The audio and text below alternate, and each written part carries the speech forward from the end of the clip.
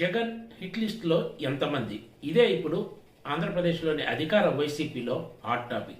వచ్చే అసెంబ్లీ ఎన్నికల్లో జగన్ ఎంతమందికి టిక్కెట్లు నిరాకరించబోతున్నారు, ఎంతమంది అభ్యర్థులకు స్థానచలనం కలిగించబోతున్నారనేది ఇప్పుడు ఆసక్తికరంగా మారింది. వైసీపీలో తాజాగా చోటు చేసుకుంటున్న పరిణామాలు ఆ పార్టీ నేతలకు కంటి మీద కొనుక్కు లేకుండా చేస్తున్నాయని చెప్పొచ్చు. విశ్వసనీయ వర్గాలు ఇచ్చిన సమాచారం ప్రకారం, ఆ పార్టీ నేతలు చెబుతున్న విషయాల ప్రకారం చూస్తే వచ్చే ఎన్నికల్లో వైసీపీ అధినేత జగన్మోహన్ రెడ్డి 20 నుంచి 25 మందికి టిక్కెట్లు నిరాకరించే అవకాశం ఉంది.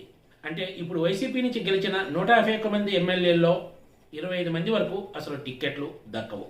ఇది ఒకటైతే మరో 40 మంది నుంచి 50 మంది వరకు సీట్లు మార్పు జరిగే అవకాశం ఉన్నట్లు ఆ పార్టీ వర్గాలు చెప్తున్నాయి. ఇప్పటికే జగన్ ఈ మార్పులకు శ్రీకారం చుట్టారు కూడా. రాబోయే రోజుల్లో ప్రధానంగా ఉమ్మడి ఉభయ గోదావరి జిల్లాలే లక్ష్యంగా జగన్మోహన్ రెడ్డి అభ్యర్థుల మార్పులకు సంబంధించి నిర్ణయాలు తీసుకోబోతున్నారు. దీనికి ప్రధాన కారణం టీడీపీ జనసేన పొత్తే అని చెప్పొచ్చు. ఈ రెండు పార్టీలు కలిసి వచ్చే ఎన్నికల్లో బరిలో దిగనున్నాయి.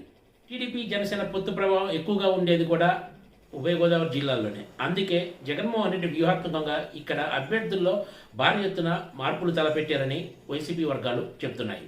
పొత్తు వలన వచ్చే ఎన్నికల్లో వైసీపీకి నష్టం జరగకుండా చూసేందుకు, ఇతర సామాజిక వర్గాలను తమ వైపు తిప్పుకునేందుకు వీలుగానే జగన్ ఈ మార్పులకు ప్లాన్ చేస్తున్నారనేది పార్టీ నాయకుల వాదన. అయితే ఈ మార్పుల ప్రయోగం రాజకీయంగా వైసీపీకి ఉపయోగపడుతుందా, లేక ప్రత్యర్థి పార్టీలకు లాభం చేకూరుస్తుందా అనేది ఎన్నికల ఫలితాల తర్వాత కానీ తేలదు. అసలు టిక్కెట్లు దక్కని వారు పార్టీలో కొనసాగుతారా, ఇతర పార్టీల వైపు చూస్తారా అన్న సంగతి ఒకటైతే, ఇప్పటికిప్పుడు కొత్తగా నియోజకవర్గాలు మారే వాళ్లకు, ఇప్పటికే ఆయా నియోజకవర్గాల్లో ఉన్న కీలక స్థానిక నేతలు కొత్తగా వచ్చే వాళ్లకు ఏ మేరకు సహకారం అందిస్తారనేది కూడా సందేహమే. ఈ మార్పుల వ్యవహారం అంతా ఏమీ సాఫీగా సాగదని వైసీపీ నేతలు కూడా అంగీకరిస్తున్నారు.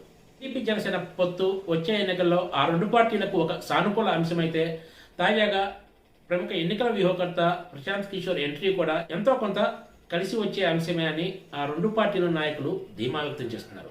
ఈ కారణంగానే వైసీపీ మంత్రులు, ఆ పార్టీ నేతలు ప్రశాంత్ కిషోర్పై, టీడీపీపై పెద్ద ఎత్తున విమర్శలు గుప్పిస్తున్న విషయం తెలిసిందే. ఇప్పటికే అధికార వైసీపీకి ఐపాక్ ఇదే తరహా సేవలు అందిస్తోంది. ఆంధ్రప్రదేశ్లోని జగన్ సర్కార్పై ఇప్పటికే వివిధ వర్గాల్లో వ్యతిరేకత ఉంది. ఈ తరుణంలో జగన్ చేస్తున్న ఈ మార్పులు, ఏకంగా కొంతమంది టిక్కెట్లు నిరాకరించడం అన్నది రాబోయే రోజుల్లో పార్టీలో పెద్ద పెద్ద కుదుపులకు కారణమయ్యే అవకాశం ఉందని వైసీపీ నేతలే చెప్తున్నారు. మంగళగిరి నియోజకవర్గంలో కొత్తగా ఇన్ఛార్జిని పెడుతున్నారని సమాచారం వచ్చిన వెంటనే ప్రస్తుత మంగళగిరి ఎమ్మెల్యే ఆళ్ల రామకృష్ణారెడ్డి ఎమ్మెల్యే పదవితో పాటు వైసీపీకి కూడా రాజీనామా చేసి జగన్కు షాక్ ఇచ్చారు. ఆయన జగన్కు సన్నిహితుడనే పేరున్న విషయం తెలిసిందే. జగన్ అధికారికంగా తన నిర్ణయం ప్రకటించిన తర్వాత చాలా మంది ఇదే బాటలో పయనించే అవకాశం ఉందని వైసీపీ నేతలు చెప్తున్నారు. అయితే ఈ సంఖ్య ఎంత మేర ఉంటుందన్నది రాబోయే రోజుల్లో కానీ తేలదు. కారణాలు ఏమైనా అధికార పార్టీ నుంచి ఎన్నికల ముందు ఇతర పార్టీల్లోకి కీలక నేతలు వెళితే అది ఖచ్చితంగా ప్రజలకు తప్పుడు సంకేతం పంపుతుంది.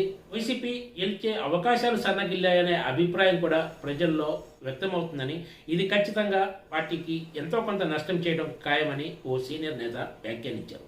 ఓవైపు ప్రజల్లో వ్యతిరేకత, మరోవైపు సీట్లలో మార్పిడి ద్వారా వచ్చే సమస్యలను అధికార వైసీపీ ఎలా అధిగమిస్తుందో వేచి చూడాల్సిందే.